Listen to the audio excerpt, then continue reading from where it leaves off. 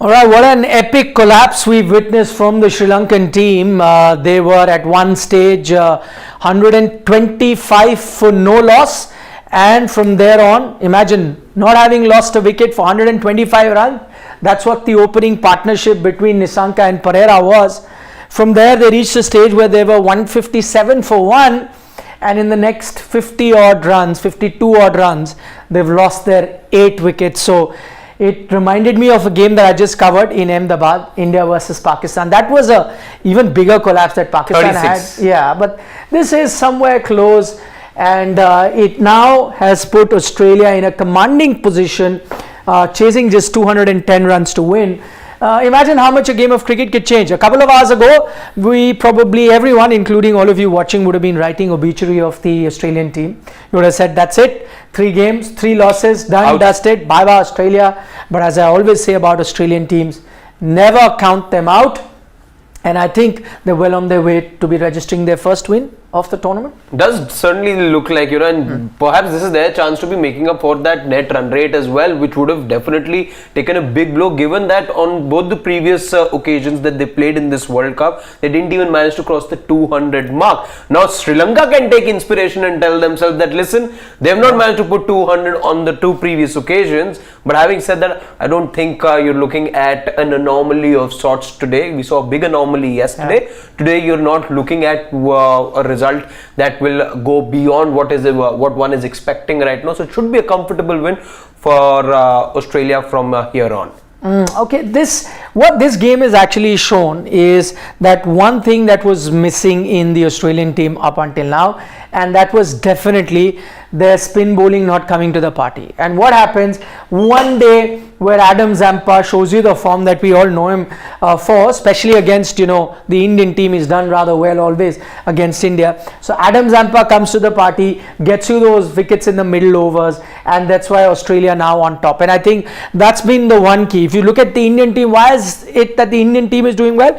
Because you're picking up wickets in the middle overs, which is now proving to be the difference between winning and losing. India is doing that well, courtesy their fast bowlers as well as their spinners, and Australia did exactly that with coming back for the second spell, picking up those wickets, then Zampa really helping him with those 4 wickets. And this is the difference we saw in that game between Pakistan and India. India's ability to pick wickets in the middle overs, exactly what Australia did. So the strength or the key now for most teams going forward, and I think this will be that one factor that will differentiate between 2 teams, will be a team that has bowlers which don't rely on the conditions, which can get you wickets based on their own skill sets, which is why Jasprit Bumrah, Kuldeep Yadav become so important, which is why Adam Zampa has to step up, which is why the rest of the bowlers from Australia, like Cummins, who can then do damage with the older ball as well, need to step up. And that's exactly what we saw today. Sri Lanka still haven't got their one victory, have they? Losses for them. They lost against Pakistan the other day. That was the last match, which was played in Hyderabad, if I'm not wrong. They too, so Sri Lanka prior to this game was slotted number 8. Australia were rock bottom, number 10. You don't say that for Australia very often. Is there any time you've seen Australia at number 10 in a points table? So they've lost a couple of matches. I think I was reading, 75-79 is when they lost their opening couple of fixtures. Well, so pretty sure they would have been bottom, but you wouldn't probably looking at the round robin format back then. Must have been the group stages. It was, yeah. Like 92 was when you saw the round robin first being played. 75-79 were group stages. Stages. So those were also times that Australia didn't start well. And by the way, history is against them. The times that they've not started well, they've not really progressed past the group stage. So history is definitely really, but I remember 99 was another World Cup. That was an exception. That was an exception. They didn't start well. Yeah. I remember Steve was saying that from here on we have to win every game to win the World Cup. And guess what Australia did? They won every game from there on to win the World Cup. No, which is why I'm saying it's good. Never write off an Australian team. They are always going to be dangerous. This could be the kick that they need. What we've seen the last 3 days is each of these teams doing each other a favor. Pakistan did that, a favor to Australia, England by losing to India. Then England returned the favor by losing to Afghanistan, giving favor to Australia, Pakistan.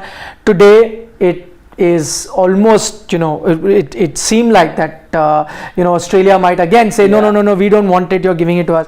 Okay, but it didn't quite happen. I think they'll win it, which means These are going to be the teams that will be fighting for that fourth number spot. So don't write off anybody, not even Australia, after having lost those first two games, because still early stages in this World Cup, there will still be a few more upsets going forward. And this Australian team, I would still bet on them making it to the top four.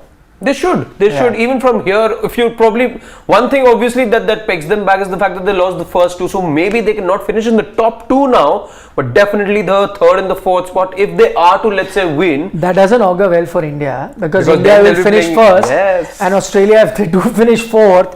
All I'm saying is that at no point do you want to play Australia in a knockout. See, but you at some point will be. For how long can you really run away, let's say, from a particular opposition? You might not. We don't have to run away. You beat them in 2011. You did. Then they returned the favor in 2015. But then you beat them in 2019. So it's not that India won't. And India, even if that was the situation, India starts versus Australia, they'd start as a favourite. Yeah. Just that you would not want an Aussie team.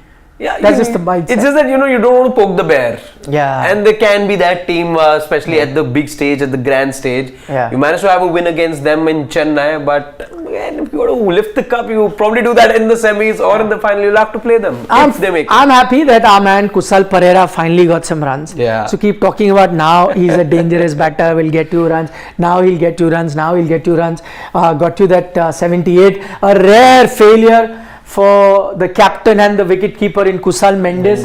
9 runs is what he got out, and I think that's the difference, right? If Kusal Mendes had a day like he usually does, from there on, Sri Lanka are going to 300. Even the likes of Samara Wickrama and Asalanka have been amongst the runs of late. We saw in the Asia Cup as well. So that's how the fact that their middle order didn't contribute today. In fact, I was looking, barring that 125 run opening stand, there were only 3 other stands which got into double figures, and those didn't go beyond, let's say, 25 runs. There's one that was just about 17 runs. So you lost 3 other wickets, but there weren't any partnerships, and as a result, you see 209 is all that Sri Lanka could manage on the day, despite I'm just going to give 125 run opening stand that they enjoyed. So that's a fortune change, and that's what big teams do. Australia have done exactly that today. From a point where you thought that perhaps they are looking at a 3rd straight loss, again, not something that happens very, very usually when you talk about Australia and the World Cup. But then funnier things have happened in the past. We don't know what lies ahead for Australia, but clearly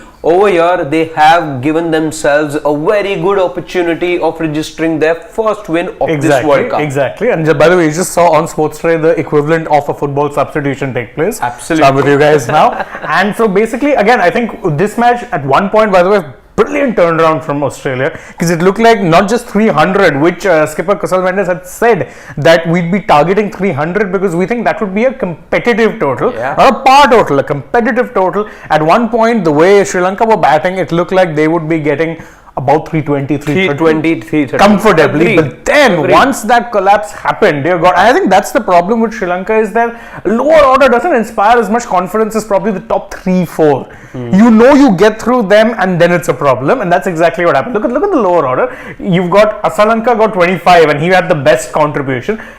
Everyone else had single digit figures. The other problem being that the batting pretty much stops over here. Dunith, you can say. Velalage, again, you never know with Velalage as to what you can expect from him. Yes, I know he scored a 49, I think, against India in the Asia Cup. But apart from that, still early days for you to be expecting runs, let's say, from Velalage. Karunaratne, yes, of course, you can say that you can expect some runs from. So maybe batting till number 7, but then Karunaratne also coming back from an injury. Yeah, and not forget, I don't think he'd been having much game time due to that. And again, he doesn't often play because, again, same role as the skipper, right? He's a bowler who will bat a bit. Of course, in Shanaka's case, probably his batting is a forefront. With Karunaratne is bowling. But again, 2 of 11, you could see no one was comfortable after a point. None of them were looking comfortable. And right now, when you look at the Sri Lankan's headline, like we were saying in the build-up as well, in the preview to this game that we were doing, that their weak link right now, the one thing that pegs them back is their bowling. Where you saw that the way that they've conceded runs in the first 2 matches. The batters, in fact, did give you runs. Yeah. Let's not forget South Africa, where they went past 300 as well in a chase of 428. It's not like they surrendered. Exactly. Though that scoreline will make you say that they weren't in the contest, given they weren't much. But again, they got 300 plus runs. Exactly, and that takes some doing. So your batters did click back then. perhaps it's the bowling which is letting them down again. Like we said the other day, that the fact that they're conceding in excess of 300, and that's what I think happened in the first two games that they played.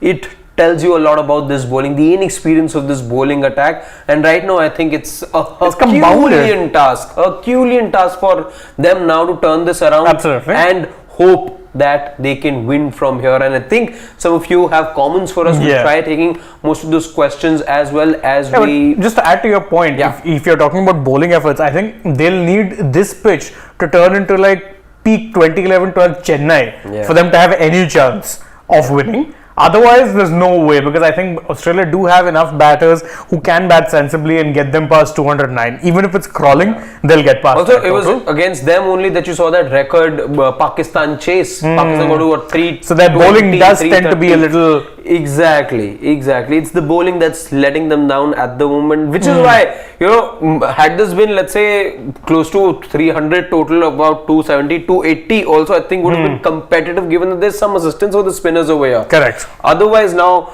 but the target just being about 210. No, they need to induce a mini collapse at the top of the order. That's the only way it's happening. Yeah, but who gives you that? Lahiro Kumar is also coming back. That's what I'm saying. The bowling, who does that for you? The pacers especially don't inspire much confidence in me. You're going to have to get a lot of wickets from Theekshana, who, lest we forget, does bowl in the power play. And then you'd hope that Dunat Walalage, as well as the other spinners, so whether it be Asalanka and De Silva, all of them start getting prodigious turn from the track. Only way I think you're denying this team. Otherwise, no.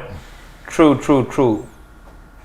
So we have some comments. Freaking Awesome says, as he said the other day, Sri Lanka joined Afghanistan when it comes to a batting collapse. It's a tricky wicket and the best sporting wicket in this World Cup. They should have scored 250 plus to have a chance. Wholeheartedly agree. I think he's right. This is probably that one wicket where everyone has something. to play with.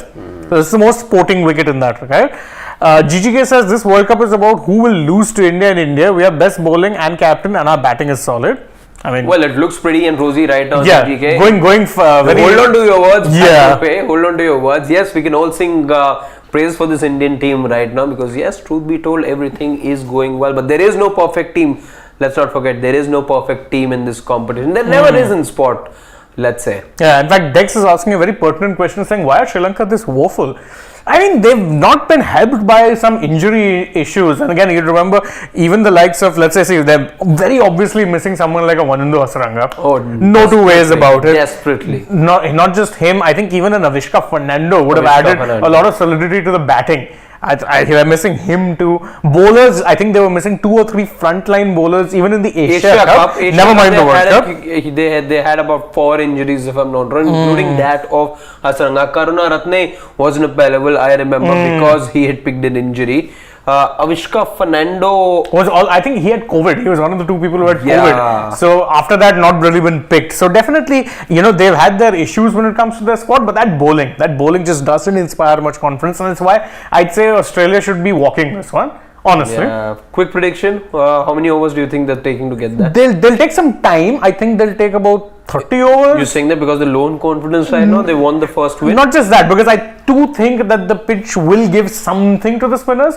So they might be cautious and not look to necessarily be overly aggressive. They'll get there in about 30-35 overs, my reckoning. But I see Australia winning this. No way Sri Lanka winning this. I think Australia going to take their chance here, try and improve that net run rate, because actually it may better chance. There is not going to be a lot of opportunities and oppositions that you're going to get, because remember, Australia have to play New Zealand, they got to play Pakistan, they got to play England as well. So again, those matches will not give you the opportunity to correct your net run rate. So maybe, I think I won't be surprised if, let's say, Mitch Marsh was to take his chances, or Warner was to take his chances right up top. So I think I'm going to go with about a 29 over chase, let's say, for Australia over here. Very interesting. That's our predictions. You guys can let us know as well what you think, or do you think Sri Lanka will cause an upset? We don't really know. Let us know either which way. We love hearing from you guys, and don't forget, like this video, and of course subscribe if you haven't already. Tap that bell and stay tuned. Plenty more coming your way, including of course